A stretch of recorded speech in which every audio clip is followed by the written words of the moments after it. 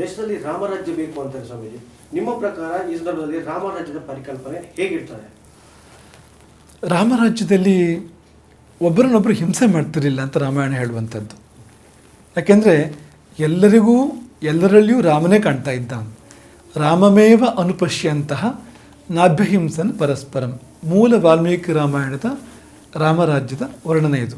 ಪ್ರಧಾನ ಲಕ್ಷಣ ಏನು ಅಂದರೆ ಒಬ್ಬರನ್ನೊಬ್ಬರು ಹಿಂಸೆ ಮಾಡ್ತಿರಲಿಲ್ಲ ಅಂತ.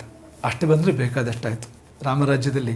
ಆ ಒಂದು ಭಾಗ ಬಂದರೆ ಬೇಕಾದಷ್ಟಾಯಿತು. ನಾವಾಗಲೇ ಹೇಳಿದಾಗೆ ಒಬ್ಬರನ್ನೊಬ್ಬರು ಹಿಂಸೆ ಮಾಡದೇ ಇದ್ದರೆ ಕೋರ್ಟ್ ಹಾಕಬೇಕು, ಪೊಲೀಸ್ ಸ್ಟೇಷನ್ ಹಾಕಬೇಕು, ಕಾನೂನು ಹಾಕಬೇಕು. ಆಗ ಕಾನೂನು ಕೋರ್ಟ್ ಯಾಕೆ ಬರ್ತದೆ? ಗ್ರೀವೆನ್ಸ್ ಬೇಕು. ಕೋರ್ಟು ಮೊದಲು ಕೇಳುವಂಥದ್ದು ಏನು ನಿನ್ನ ಗ್ರೀವೆನ್ಸ್, ಯಾವ ತೊಂದರೆಯಾಗ ನಾನು ಎಲ್ಲಿಗೆ ಬಂದೆ ಅಂಥದ್ದು ಇರಲಿಲ್ಲ ಎನ್ನುವುದೇ ರಾಮರಾಜ್ಯದ ವಿಶೇಷ.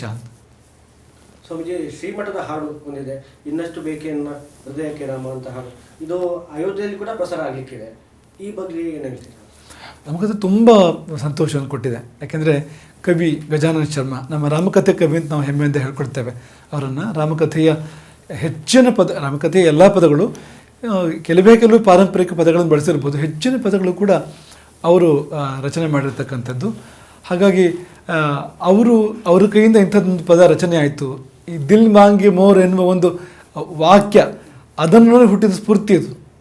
ಇನ್ನಷ್ಟು ಬೇಕೆನ್ನ ಹೃದಯಕ್ಕೆ ರಾಮ ಅಂತ, ಅದೊಂದು ಮಂತ್ರದ ಹಾಗಿದೆ. ಎಂತಹ ಕಲ್ಲು ಹೃದಯದವನಲ್ಲೂ ಕೂಡ ಭಾವನೆಗಳನ್ನು ಜಾಗೃತ ಮಾಡುವಂತೆ ಇದೆ. ನಮ್ಮ ಪ್ರಕಾರ ಇದು ರಾಮರಾಜ್ಯದ ರಾಷ್ಟ್ರಗಾನ ಆಗಬೇಕು. ರಾಮರಾಜ್ಯದ ರಾಷ್ಟ್ರಗಾನ ಆಗಲಿಕ್ಕೆ ಬೇಕಾಗುವಂಥ ಎಲ್ಲ ಅರ್ಹತೆಗಳು ಕೂಡ ಇನ್ನಷ್ಟು ಬೇಕೆನ್ನ ಹೃದಯಕ್ಕೆ ರಾಮಕ್ಕಿದೆ. ಎಷ್ಟು ಕೋಟಿ ಕೋಟಿ ಹೃದಯಗಳನ್ನು ಪರಿವರ್ತನೆ ಮಾಡಿದೆ ಅದು. ಸ್ವಾಮೀಜಿ, ಗಜಾನನ ಶರ್ಮ ಅವರು ಈ ಹಾಡು ತಂದಾಗ ನೀವು ಏನು ಹೇಳಿದ್ರಿ? ಅದ್ರಲ್ಲಿ ಏನಾದ್ರು ಕರೆಕ್ಷನ್ ನೀವು ಮಾಡಿದ್ರ?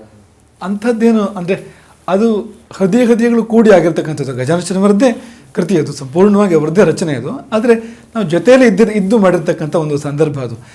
ಅದನ್ನು ನೋಡಿದ ಮೇಲೆ ಹೇಳುವಂಥದ್ದೇನು ಇರೋದಿಲ್ಲ. ಮಾತು ಮೂಕ ಆಗ್ತದೆ ನೋಡಿ. ಅಂಥ ಪದಗಳನ್ನು ನೋಡಿದಾಗ ಮಾತು ಮೌನ ಆಗಲೇಬೇಕು ಅಂತ, ಅಂಥ ಪದ ಅದು ಅಂತ. ಅದೇನೋ ಅವರೊಳಗೆ ಒಂದು ದಿವ್ಯ ಸ್ಫೂರ್ತಿ ಆಡಿರುವಂಥದ್ದು ಅಂತ.